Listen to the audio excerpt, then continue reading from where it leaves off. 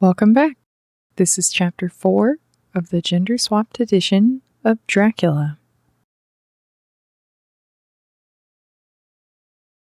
Chapter 4. Jonathan Harker's journal continued. I awoke in my own bed. If it be that I had not dreamt, the Countess must have carried me here. I tried to satisfy myself on the subject, but could not arrive at any unquestionable result. To be sure, there were certain small evidences, such as that my clothes were folded and laid by in a manner which was not my habit. My watch was still unwound, and I am rigorously accustomed to wind it the last thing before going to bed, and many such details.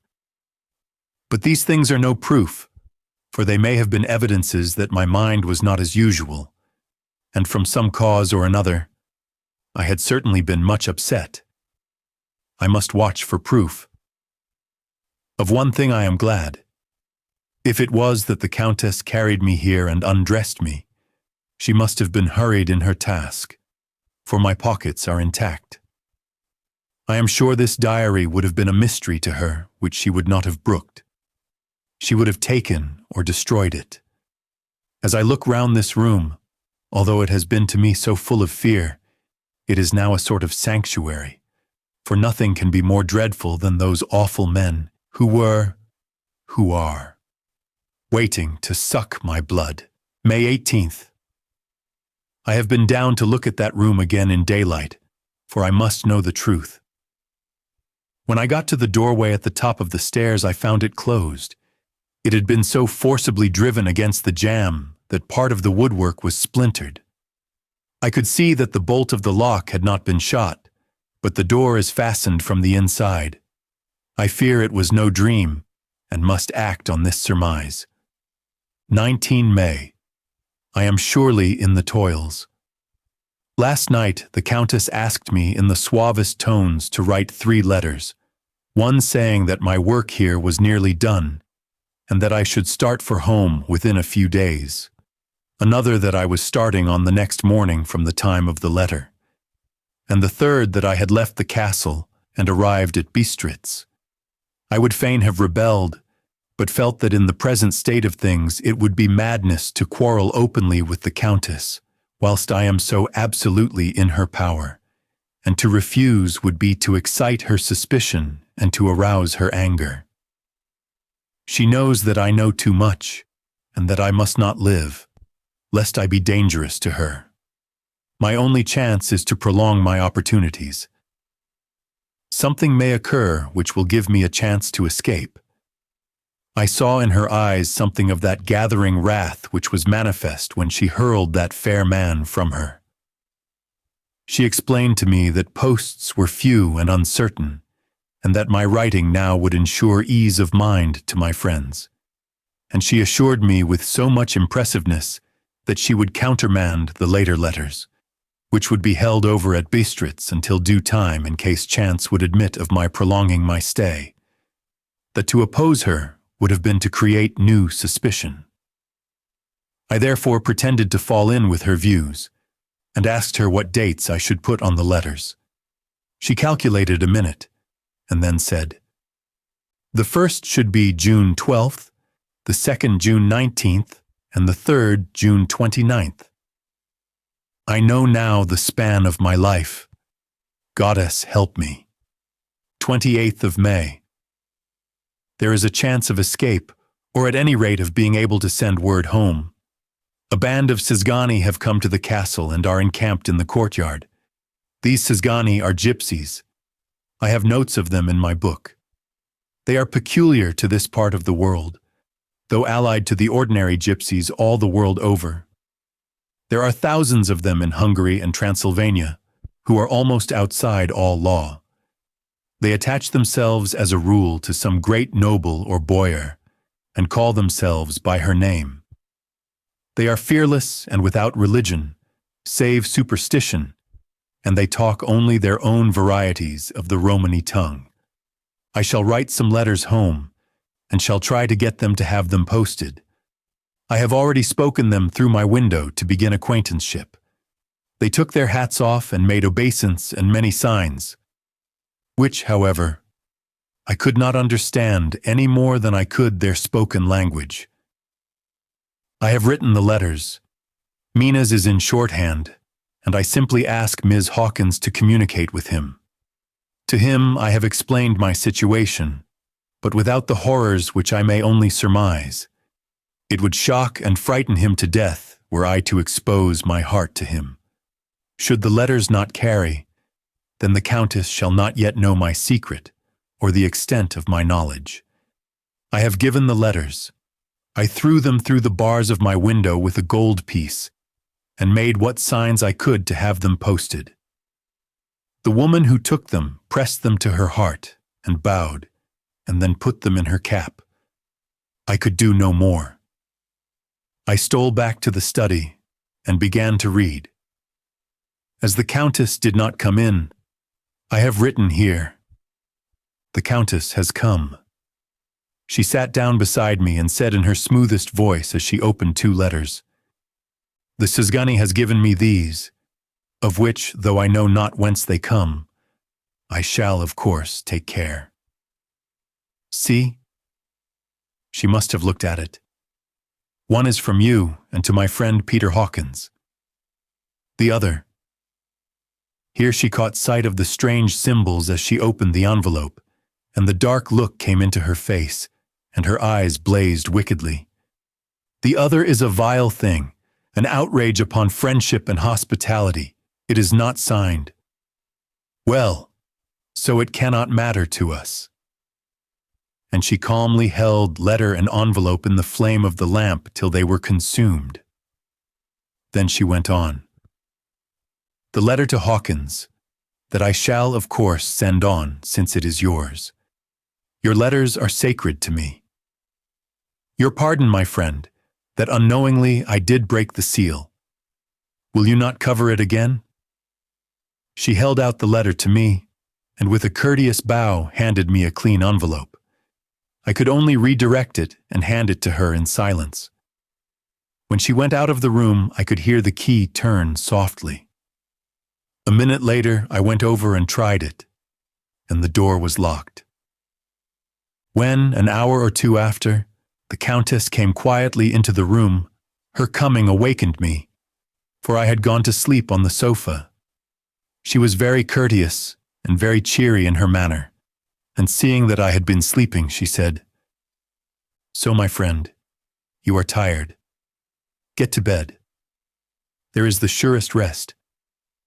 I may not have the pleasure to talk tonight, since there are many labors to me, but you will sleep, I pray." I passed to my room and went to bed, and strange to say, slept without dreaming. Despair has its own calms.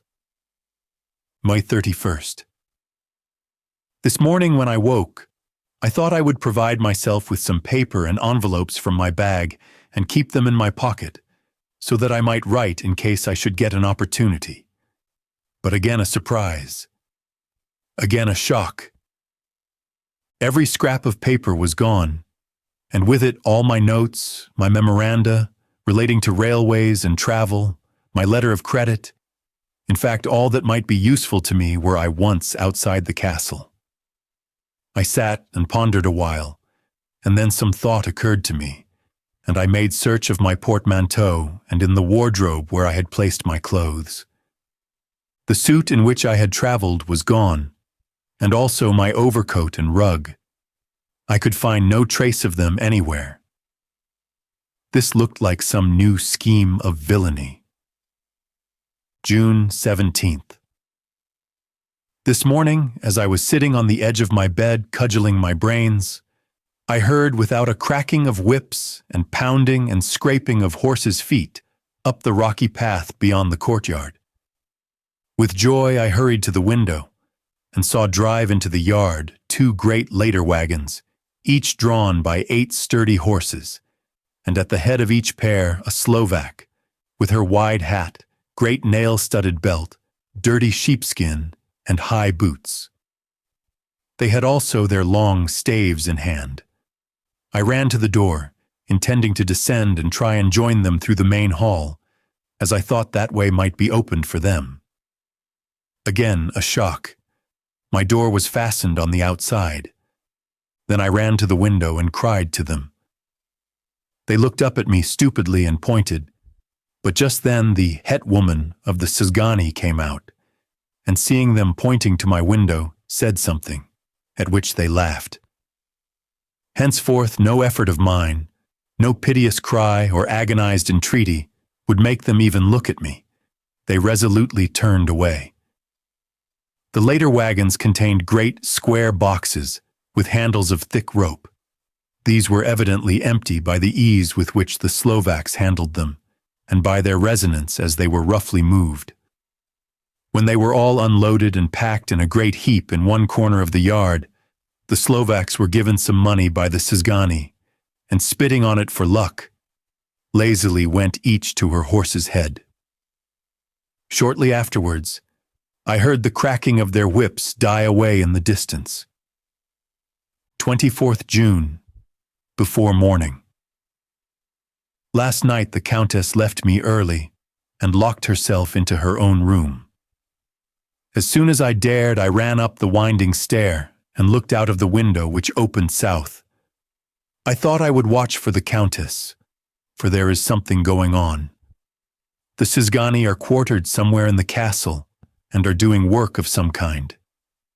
I know it, for now and then I hear a faraway muffled sound as of mattock and spade, and whatever it is, it must be the end of some ruthless villainy.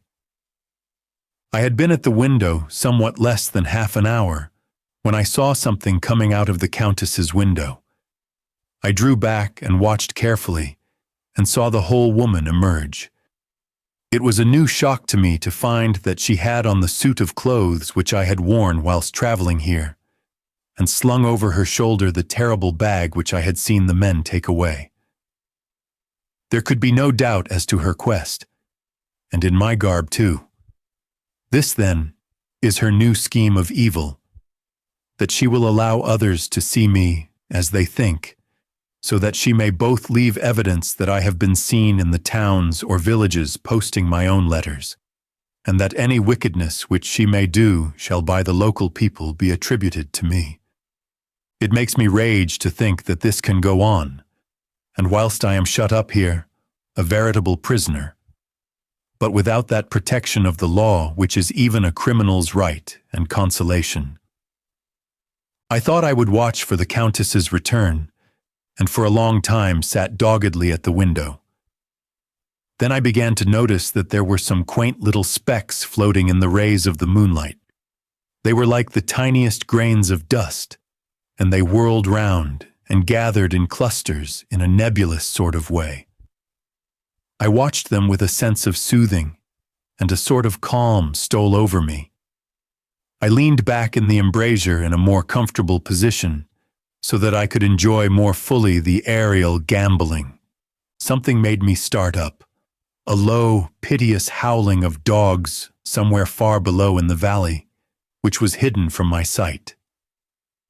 Louder it seemed to ring in my ears, and the floating motes of dust to take new shapes to the sound as they danced in the moonlight. I felt myself struggling to awake to some call of my instincts.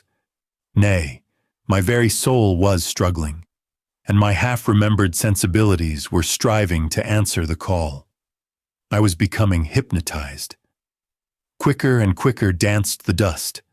The moonbeams seemed to quiver as they went by me into the mass of gloom beyond. More and more they gathered till they seemed to take dim phantom shapes, and then I started, broad awake and in full possession of my senses, and ran screaming from the place. The phantom shapes, which were becoming gradually materialized from the moonbeams, were those of the 3 ghostly men to whom I was doomed. I fled, and felt somewhat safer in my own room, where there was no moonlight, and where the lamp was burning brightly. When a couple of hours had passed, I heard something stirring in the Countess's room, something like a sharp wail quickly suppressed, and then there was silence, deep, awful silence, which chilled me. With a beating heart, I tried the door, but I was locked in my prison, and could do nothing. I sat down and simply cried. As I sat, I heard a sound in the courtyard without, the agonized cry of a man. I rushed to the window, and throwing it up, peered out between the bars. There, indeed, was a man with disheveled hair, holding his hands over his heart as one distressed with running. He was leaning against a corner of the gateway. When he saw my face at the window, he threw himself forward and shouted in a voice laden with menace, "Monster, give me my child!"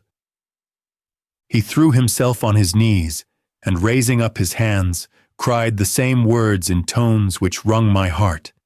Then he tore his hair and beat his breast and abandoned himself to all the violences of extravagant emotion. Finally, he threw himself forward, and though I could not see him, I could hear the beating of his naked hands against the door. Somewhere high overhead, probably on the tower, I heard the voice of the Countess calling in her harsh, metallic whisper. Her call seemed to be answered from far and wide by the howling of wolves. Before many minutes had passed, a pack of them poured, like a pent-up dam when liberated, through the wide entrance into the courtyard. There was no cry from the man, and the howling of the wolves was but short. Before long they streamed away singly, licking their lips. I could not pity him, for I knew now what had become of his child, and he was better dead. What shall I do? What can I do? How can I escape from this dreadful thing of night and gloom and fear? June 25th, morning.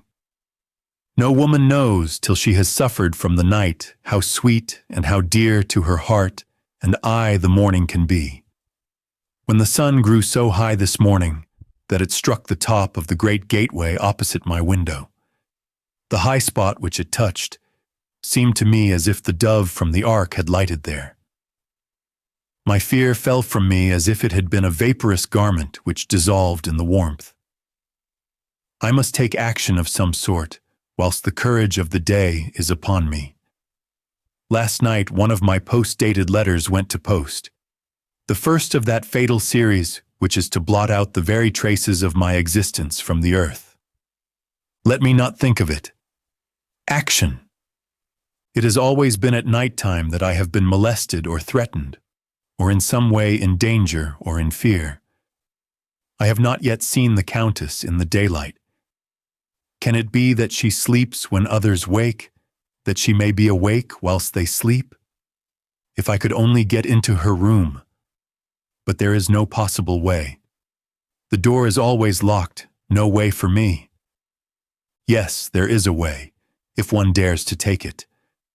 Where her body has gone, why may not another body go? I have seen her myself crawl from her window.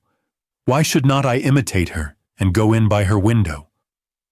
The chances are desperate, but my need is more desperate still. I shall risk it. At the worst, it can only be death, and a woman's death is not a calf's, and the dreaded hereafter may still be open to me. Goddess, help me in my task. Goodbye, Mina, if I fail. Goodbye, my faithful friend and second mother. Goodbye all, and last of all, Mina, same day, later. I have made the effort, and Goddess, helping me, have come safely back to this room. I must put down every detail in order. I went whilst my courage was fresh straight to the window on the south side, and at once got outside on the narrow ledge of stone which runs around the building on this side. The stones are big and roughly cut, and the mortar has by process of time been washed away between them. I took off my boots and ventured out on the desperate way. I looked down once, so as to make sure that a sudden glimpse of the awful depth would not overcome me, but after that kept my eyes away from it. I knew pretty well the direction and distance of the Countess's window, and made for it as well as I could, having regard to the opportunities available. I did not feel dizzy. I suppose I was too excited, and the time seemed ridiculously short till I found myself standing on the windowsill and trying to raise up the sash. I was filled with agitation, however, when I bent down and slid feet foremost in through the window. Then I looked around for the Countess, but, with surprise and gladness, made a discovery. The room was empty. It was barely furnished with odd things, which seemed to have never been used. The furniture was something the same style as that in the south rooms, and was covered with dust. I looked for the key, but it was not in the lock, and I could not find it anywhere. The only thing I found was a great heap of gold in one corner. Gold of all kinds, Roman and British and Austrian and Hungarian and Greek and Turkish money, covered with a film of dust, as though it had lain long in the ground. None of it that I noticed was less than 300 years old. There were also chains and ornaments, some jeweled, but all of them old and stained. At one corner of the room was a heavy door. I tried it, for since I could not find the key of the room or the key of the outer door, which was the main object of my search, I must make further examination, or all my efforts would be in vain. It was open and led through a stone passage to a circular stairway, which went steeply down. I descended, minding carefully where I went, for the stairs were dark, being only lit by loopholes in the heavy masonry. At the bottom there was a dark, tunnel-like passage, through which came a deathly, sickly odor, the odor of old earth newly turned. As I went through the passage, the smell grew closer and heavier. At last I pulled open a heavy door which stood ajar, and found myself in an old, ruined chapel, which had evidently been used as a graveyard. The roof was broken, and in two places were steps leading to vaults, but the ground had recently been dug over, and the earth placed in great wooden boxes, manifestly those which had been brought by the Slovaks. There was nobody about, and I made search for any further outlet, but there was none. Then I went over every inch of the ground, so as not to lose a chance. I went down even into the vaults, where the dim light struggled, although to do so was a dread to my very soul. Into two of these I went, but saw nothing except fragments of old coffins and piles of dust. In the third, however, I made a discovery. There, in one of the great boxes, of which there were 50 in all, on a pile of newly dug earth, lay the Countess. She was either dead or asleep, I could not say which, for the eyes were open and stony, but without the glassiness of death, and the cheeks had the warmth of life through all their pallor.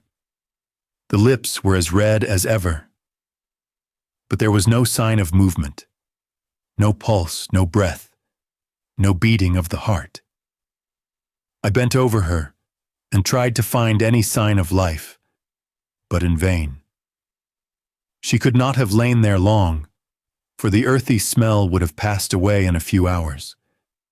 By the side of the box was its cover, pierced with holes here and there. I thought she might have the keys on her, but when I went to search, I saw the dead eyes, and in them, dead though they were, such a look of hate, though unconscious of me or my presence, that I fled from the place, and leaving the Countess's room by the window, crawled again up the castle wall. Regaining my room, I threw myself panting upon the bed and tried to think. June 29th. Today is the date of my last letter, and the Countess has taken steps to prove that it was genuine. For again I saw her leave the castle by the same window, and in my clothes. As she went down the wall, lizard fashion, I wished I had a gun or some lethal weapon, that I might destroy her. But I fear that no weapon wrought alone by woman's hand would have any effect on her. I dared not wait to see her return, for I feared to see those weird brothers. I came back to the library and read there till I fell asleep. I was awakened by the Countess, who looked at me as grimly as a woman can look as she said, "Tomorrow, my friend, we must part. You return to your beautiful England. I to some work which may have such an end that we may never meet. Your letter home has been dispatched. Tomorrow I shall not be here, but all shall be ready for your journey. In the morning come the Sizgani, who have some labors of their own here, and also come some Slovaks. When they have gone, my carriage shall come for you, and shall bear you to the Borgo Pass, to meet the diligence from Bukovina to Bistritz. But I am in hopes that I shall see more of you at Castle Dracula." I suspected her, and determined to test her sincerity. Sincerity. It seems like a profanation of the word to write it in connection with such a monster. So asked her point blank, "Why may I not go tonight?" "Because, dear madam, my coachwoman and horses are away on a mission." "But I would walk with pleasure. I want to get away at once." She smiled, such a soft, smooth, diabolical smile that I knew there was some trick behind her smoothness. She said, "And your baggage?" "I do not care about it. I can send for it some other time." The Countess stood up and said, with a sweet courtesy which made me rub my eyes, it seemed so real, "You English have a saying which is close to my heart, for its spirit is that which rules our boyars. Welcome the coming, speed the parting guest. Come with me, my dear young friend. Not an hour shall you wait in my house against your will, though sad am I at your going, and that you so suddenly desire it. Come." With a stately gravity, she, with the lamp, preceded me down the stairs and along the hall. Suddenly she stopped. "Hark!" Close at hand came the howling of many wolves. It was almost as if the sound sprang up at the rising of her hand, just as the music of a great orchestra seems to leap under the baton of the conductor. After a pause of a moment, she proceeded in her stately way to the door, drew back the ponderous bolts, unhooked the heavy chains, and began to draw it open. To my intense astonishment, I saw that it was unlocked. Suspiciously, I looked all round, but could see no key of any kind. As the door began to open, the howling of the wolves without grew louder and angrier. Their red jaws, with champing teeth, and their blunt-clawed feet as they leapt, came in through the opening door.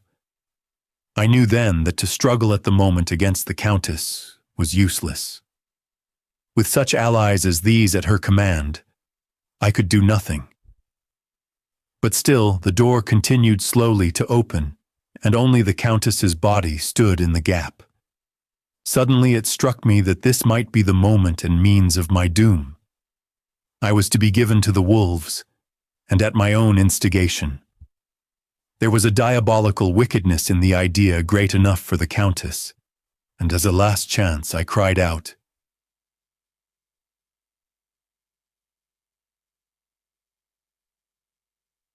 "Shut the door. I shall wait till morning," and covered my face with my hands to hide my tears of bitter disappointment. With one sweep of her powerful arm, the Countess threw the door shut, and the great bolts clanged and echoed through the hall as they shot back into their places. In silence, we returned to the library, and after a minute or two I went to my own room. The last I saw of Countess Dracula was her kissing her hand to me, with a red light of triumph in her eyes, and with a smile that Judas in hell might be proud of. When I was in my room and about to lie down, I thought I heard a whispering at my door. I went to it softly and listened. Unless my ears deceived me, I heard the voice of the Countess. "Back, back to your own place. Your time is not yet come. Wait. Have patience. Tonight is mine. Tomorrow night is yours." There was a low, sweet ripple of laughter, and in a rage I threw open the door. and saw without the 3 terrible men licking their lips. As I appeared, they all joined in a horrible laugh and ran away. I came back to my room and threw myself on my knees. It is then so near the end? Tomorrow, tomorrow. Lady, help me and those to whom I am dear. June 30th morning. These may be the last words I ever write in this diary. I slept till just before the dawn, and when I woke threw myself on my knees, for I determined that if death came, she should find me ready. At last I felt that subtle change in the air, and knew that the morning had come. Then came the welcome hen crow, and I felt that I was safe. With a glad heart, I opened my door and ran down to the hall. I had seen that the door was unlocked, and now escape was before me. With hands that trembled with eagerness, I unhooked the chains and drew back the massive bolts. But the door would not move. Despair seized me. I pulled and pulled at the door, and shook it, till massive as it was, it rattled in its casement. I could see the bolt shot. It had been locked after I left the Countess. Then a wild desire took me to obtain that key at any risk, and I determined then and there to scale the wall again and gain the Countess's room. She might kill me, but death now seemed the happier choice of evils. Without a pause, I rushed up to the east window and scrambled down the wall as before, into the Countess's room. It was empty, but that was as I expected. I could not see a key anywhere, but the heap of gold remained. I went through the door in the corner and down the winding stair and along the dark passage to the old chapel. I knew now well enough where to find the monster I sought. The great box was in the same place, close against the wall, but the lid was laid on it, not fastened down, but with the nails ready in their places to be hammered home. I knew I must reach the body for the key, so I raised the lid and laid it back against the wall. And then I saw something which filled my very soul with horror. There lay the Countess, but looking as if her youth had been half renewed, for the white hair and mustache were changed to dark iron gray. The cheeks were fuller, and the white skin seemed ruby red underneath. The mouth was redder than ever, for on the lips were gouts of fresh blood, which trickled from the corners of the mouth and ran over the chin and neck. Even the deep, burning eyes seemed set amongst swollen flesh, for the lids and pouches underneath were bloated. It seemed as if the whole awful creature were simply gorged with blood. She lay like a filthy leech, exhausted with her repletion. I shuddered as I bent over to touch her, and every sense in me revolted at the contact. But I had to search, or I was lost. The coming night might see my own body a banquet in a similar way to those horrid 3. I felt all over the body, but no sign could I find of the key. Then I stopped and looked at the Countess. There was a mocking smile on the bloated face which seemed to drive me mad. This was the being I was helping to transfer to London, where perhaps, for centuries to come, she might, amongst its teeming millions, satiate her lust for blood and create a new and ever-widening circle of semi-demons to batten on the helpless. The very thought drove me mad. A terrible desire came upon me to rid the world of such a monster. There was no lethal weapon at hand, but I seized a shovel which the workwomen had been using to fill the cases, and lifting it high, struck, with the edge downward, at the hateful face. But as I did so, the head turned, and the eyes fell full upon me with all their blaze of basilisk horror. The sight seemed to paralyze me, and the shovel turned in my hand and glanced from the face, merely making a deep gash above the forehead. The shovel fell from my hand across the box, and as I pulled it away, The flange of the blade caught the edge of the lid, which fell over again, and hid the horrid thing from my sight. The last glimpse I had was of the bloated face, blood-stained and fixed with a grin of malice which would have held its own in the nethermost hell. I thought and thought what should be my next move, but my brain seemed on fire, and I waited with a despairing feeling growing over me. As I waited, I heard in the distance a gypsy song sung by merry voices coming closer, and through their song the rolling of heavy wheels and the cracking of whips. The Cisgani and the Slovaks of whom the Countess had spoken were coming. With a last look around and at the box which contained the vile body, I ran from the place and gained the Countess's room, determined to rush out at the moment the door should be opened. With strained ears I listened and heard downstairs the grinding of the key in the great lock and the falling back of the heavy door.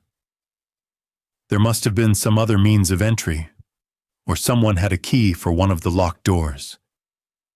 Then there came the sound of many feet tramping and dying away in some passage which sent up a clanging echo. I turned to run down again towards the vault, where I might find the new entrance.